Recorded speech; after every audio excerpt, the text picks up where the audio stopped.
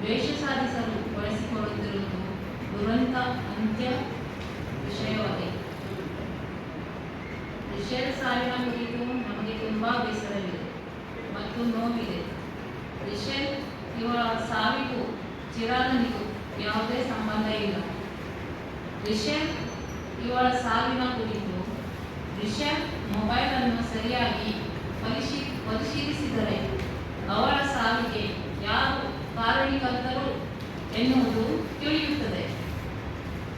ಚಿರಾಗ್ ಮತ್ತು ರಿಷೇಲ್ ರವರ ನಡುವೆ ಪ್ರೀತಿ ಇದ್ದದ್ದು ಸತ್ಯ. ಅವರಿಬ್ಬರಿಗೂ ಕೇವಲ 20 ವರ್ಷ ವಯಸ್ಸಾಗಿದೆ. ಅವರಿಬ್ಬರ ನಡುವೆ ಪವಿತ್ರ ಪ್ರೀತಿ ಇಷ್ಟೇ ವಿನಃ ಯಾವುದೇ ಇತರ ಸಂಬಂಧಗಳು ಇದ್ದಿರಲಿಲ್ಲ. ಚಿರಾಗ್ ಮತ್ತು ರಿಷೇಲ್ ರವರ ನಡುವೆ ಇರುವ ಪ್ರೀತಿಯನ್ನು ಸಹಿಸದ ರಿಷೇಲ್ ಅವರ ತಾಯಿ ಮತ್ತು ಕುಟುಂಬಸ್ಥರು ನೀಡಿದ ಕಿರುಕುಳವೇ ರಿಷೇಲ್ ಸಾವಿಗೆ ಕಾರಣ ಆಗಿರುತ್ತದೆ. ಈ ಕುರಿತು ಸತ್ಯ ಹೊರಬರಲು ಸೂಕ್ತ ತನಿಖೆ ಮಾಡಬೇಕೆಂದು ವಿನಂತಿಸುತ್ತೇವೆ. ರಿಷೇಲ್ ಸಾವಿನ ದುರುಪಯೋಗ ಪಡೆಯಲು ಕೆಲವು ದುಷ್ಟಶಕ್ತಿಗಳು ಪ್ರಯತ್ನಿಸುತ್ತಿದೆ. ಚಿರಾಗನು ಈಗಾಗಲೇ ತೀವ್ರವಾಗಿ ನೊಂದಿದ್ದು ಆತನ ಬದುಕು ಸಹ ತೂಗುಗತಿಯ ಮೇಲೆ ಇದ್ದಂತಿದೆ.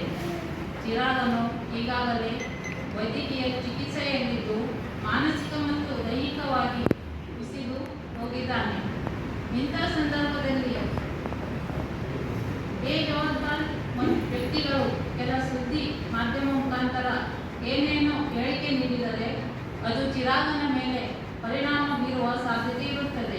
ಸರಿಯಾದ ತನಿಖೆ ಮಾಡಲು ನಾವು ಅವಕಾಶ ನೀಡಬೇಕಾಗಿದೆ. ಮಾಧ್ಯಮದ ಮುಖಾಂತರ ತನಿಖೆ ಕೈಗೊಳ್ಳುವುದು ಬೇಡ ಎಂದು ವಿನಂತಿಸಿಕೊಳ್ಳುತ್ತೇವೆ. ಕಾನೂನು ತನಿಖೆ ನಡೆಸ್ತಾ ಇದೆ. ಅದು ಏನೇನು ಸುಳ್ಳು ಆರೋಪ ಮಾಡಿದರೂ ಕೂಡ ಕಾನೂನಿಗೆ ನಾವು ಬದ್ಧಾಗಿದ್ದೀವಿ. ಕಾನೂನಿಗೆ ನಾವು ತಲೆ ಬದ್ಧಾಗಿದ್ದೀವಿ.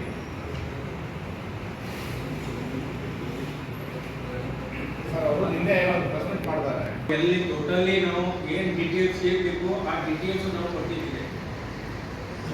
ನಾವು ಏನೋ ಮುಚ್ಚು ಮರಿ ಇಟ್ಕೊಂಡು ಎಂಥದ್ದು ಏನು ಮಾಡಿಲ್ಲ ಸರ್. ಟೋಟಲ್ ಡೀಟೇಲ್ಸ್ ಮಾಡ್ತಾ ಇದೆ, ತನಿಖೆ ಮಾಡ್ತಾ ಇದ್ದಾರೆ. ಮತ್ತು ನಮ್ಮ ವಕೀಲರು ಇರ್ತಾರೆ, ವಕೀಲರು ನಾವು ನೋಡ್ಬೋದು.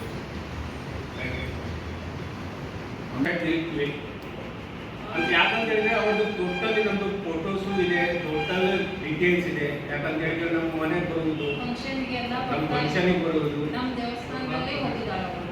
ನಮ್ಮ ಆ್ಯಕ್ಚುಲಿ ಗುಡ್ಡ ಕುಸಿದಕ್ಕೆ ನಮ್ಮ ಇಲ್ಲಿ ಶಿರು ಗುಡ್ಡ ಕುಸಿದಲ್ಲಿ ಅಲ್ಲಿನೂ ಕೂಡ ಅವರು ಅಲ್ಲಿ ಊಟ ಕೊಡಲಿಕ್ಕೆ ಅದನ್ನು ಕೂಡ ಅದರಲ್ಲಿ ಭಾಗವಹಿಸ್ತಾರೆ. ಏನಾಗಿಲ್ಲ ಸರ್. ಯಾಕಂತ ಹೇಳಿದ್ರೆ ಅವ್ರಿಗೆ ಕಾಂಟ್ಯಾಕ್ಟ್ ಆದ ನಂತರ ನಮ್ಗೆ ಗೊತ್ತಾಗೋದು ಆ್ಯಕ್ಚುಲಿ ಒಪ್ಪಿಲ್ಲ ಅಂತೇಳಿ. ಆದರೆ ಅವ್ರ ಮಮ್ಮಿ ಟಾರ್ಚರ್ ಕೊಡ್ತಿದ್ರು ಅಂತ ಹೇಳಿ ಅಷ್ಟೇ ಕೇಳಿದ್ವಿ.